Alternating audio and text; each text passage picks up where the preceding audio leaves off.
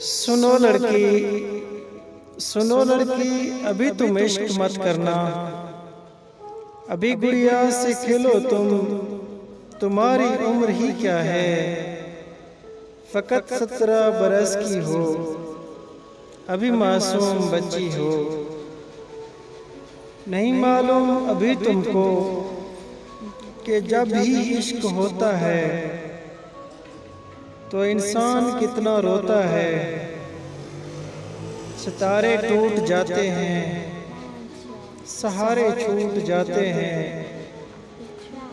ابھی تم نے نہیں دیکھا کہ جب ساتھی بچھڑتے ہیں تو کتنا درد ملتا ہے، کہ ہر فرقت کے موسم میں ہزاروں غم ابھرتے ہیں، ہزاروں زخم کھلتے ہیں۔ سنو لڑکی میری مانو، پڑھائی پر توجہ دو، کتابوں میں گلابوں کو کبھی بھولے سے مت رکھنا، کتابیں جب بھی کھولو گی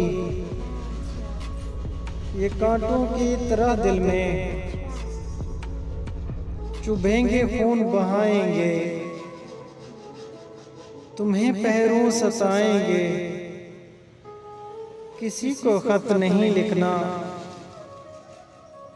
لکھائی پکڑی جاتی ہے، بڑی رسوائی ہوتی ہے، کسی کو فون مت کرنا، وہ آوازیں ستاتی ہیں، میری نظمیں نہیں پڑھنا، یہ محشر اٹھا دیں گی، تمہیں پاگل بنا دیں گی۔